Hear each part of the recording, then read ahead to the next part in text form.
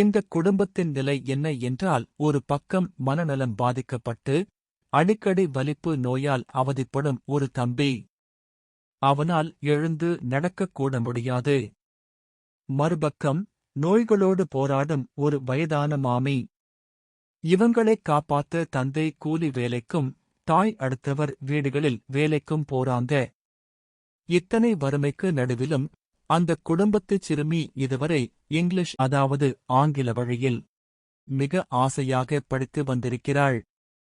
ஆனால் தற்போதைய கடுமையான பண நெருக்கடி காரணமாக அவளால் தொடர்ந்து ஆங்கில வழியில் படிக்க முடியாமல் இப்போது தமிழுக்கு மாற வேண்டிய ஒரு துரதிருஷ்டவசமான நிலை ஏற்பட்டுள்ளது. இந்த நிலையில் கொப்பிகள் வாங்கவே கஷ்டப்பட்டு கொண்டு இருப்பது அறிந்து நாங்கள் கற்றல் உபகரணங்களை சில கொண்டு வந்து ஒப்படைச்சிருக்கோம்.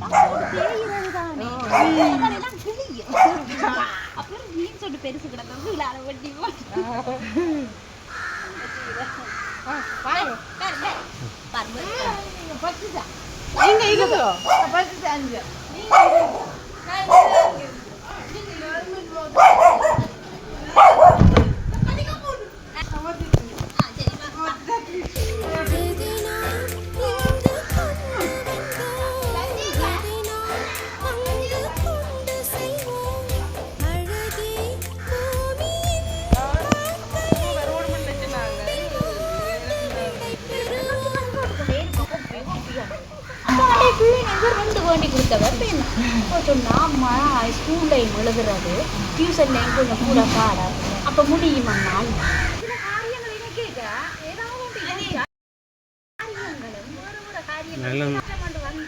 கடவுளை கேட்ட உடனே நீங்கள் இப்ப இதை செய்யறீங்க. சில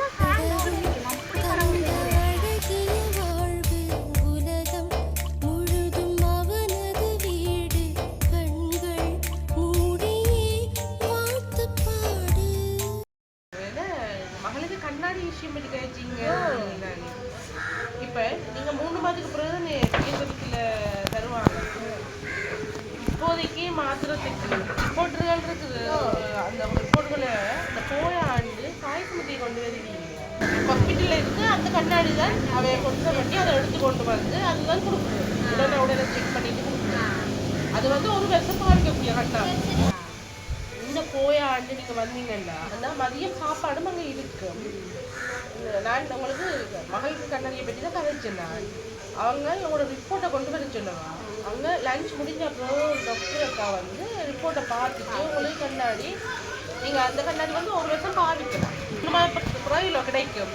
அது வரைக்கும் உங்களுக்கு அது வரைக்கும் தேவைதானே. மாமி மாமி எப்படி இருக்கு?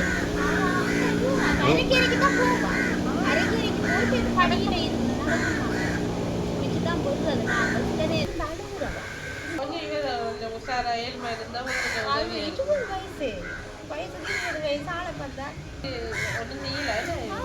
ஒரு வலிப்பு மாதிரி ஒரு நாங்கள் நிற்கல வந்து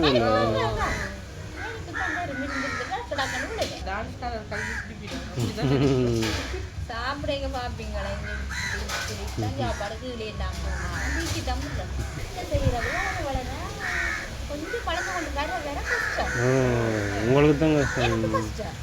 எனக்கு இல்லாது நாங்கள் என்ன செய்கிறது என்ன செய்கிறோம் இப்போ நான் அதுதான் யோசனை. இல்லை நான் நம்ம விரும்புகிறேன். நான் பெரிய இருந்துக்கிறது காணியோட நாங்கள் என்ன நினைப்பது அம்மா அப்பா தான் நான் கண்டு கேட்டு நான் கழிச்சு வந்தேன். அப்பா கொஞ்சம் இதாக இருந்தேன். அதான் இப்போ என்னோட கேட்குறேன். நான் அம்மா சொல்கிறவங்க இல்லையே கேட்குறேன். அதாவது எனக்கு இப்போ கஷ்டமாக இருக்குது. நீங்கள் படிச்சுக்கிட்டா தான் உங்களையும் நீங்களும் ஒரு காலத்தில் உங்களுக்கு ஒருத்தர் சொல்லி சொல்லி சொல்லி அவன் படிப்பான். தமிழ்லையும் படிப்பான். நிறைய அதிசயப்பட்டவையா. இரண்டாவது கஷ்டம் தான்.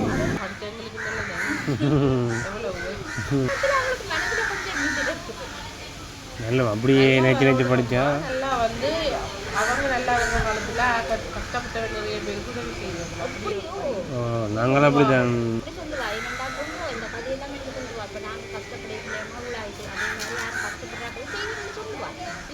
மாமாண்ட ஒரு இது வந்தது 1 மாதம் அப்போ நாங்கள் சாப்பாடு கொண்டே கொடுத்து நாங்கள் அந்த இங்கே நல்லுவடி அப்போ அங்கே இருக்கு. அதில் நல்லோடி இருக்கு 6ஆம் மணிக்கு முதல் போனீங்கன்னா எல்லாம் குமிஞ்சிருவீங்க. அப்போ கொண்டு போனாங்க ஒரு 25-30 காசை கொண்டு போனாங்க. அப்போ மகன் தான் நம்ம ரூபாய்க்கு கொடுத்தவா இதுக்கு தானே நாங்கள் சொன்னவா அது எனக்கு சொன்னவா அப்போ இப்படி நான் ஒரு காலத்தில் வளர்ந்து இப்படி நான் செய்யணும் எனக்கு செல்ல மண்டாடு காட்டிக்கொள்கிறேன். ஆக இல்லை இந்த கஷ்டங்களை உணர்த்திட்டீங்கன்னு சொன்னாங்க. அதுக்குள்ள தானாயே விளங்கி வந்து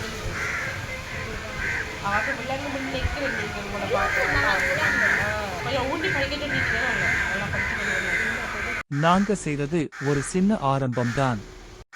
இந்த சிறுமியின் கல்விக் கனவு வறுமையால் சிதைந்துவிடக்கூடாது என்று எங்களால் முடிந்த உதவி.